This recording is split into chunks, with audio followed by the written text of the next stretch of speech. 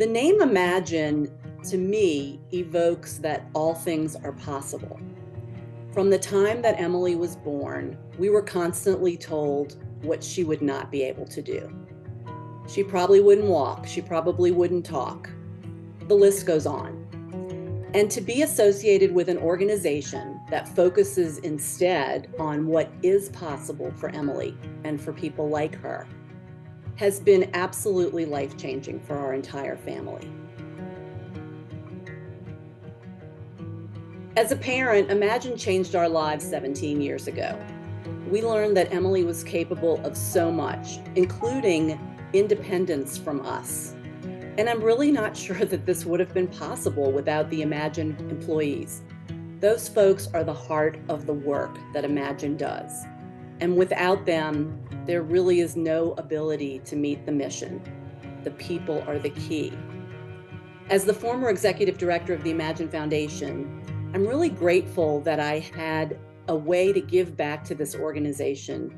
It's given so much to me, to Emily, and to our family. And honestly, it was the easiest job that I ever had, because sharing the stories about the people that Imagine serves with members of this terrific community was so easy, and people just gave money. They believe in it. They love the people that they've gotten to build relationships with, and I'm really happy that I was able to facilitate a portion of that. We planned on the 2022 Imagine celebration to be held in person because we thought that COVID-19 was winding down and people would be ready and feeling safe to be back together.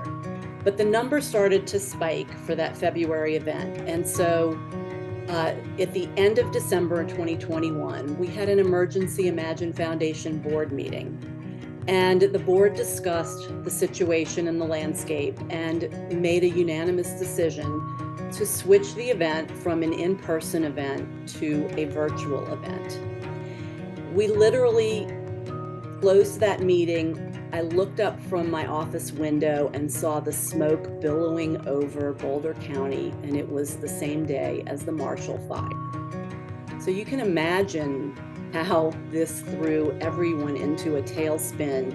So many people who know Imagine and are affected by Imagine were also affected by this fire. At the same time, we had to move forward and plan this virtual event. And we were able to partner with one of the businesses that Imagine clients had been using.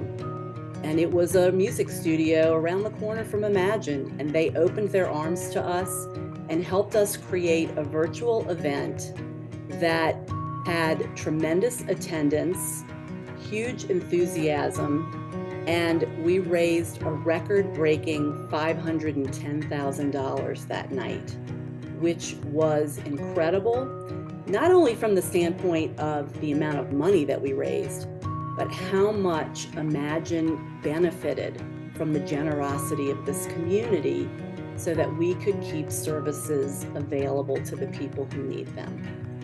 It really is such a great memory.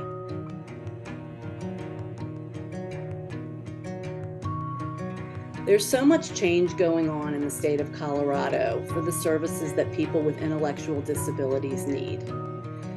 And at the same time, over my 17 years affiliated with this organization, I've witnessed Imagine create opportunities for people that go so far beyond what state and local funds will cover. And I've seen how it's impacted so many lives. I've experienced it personally.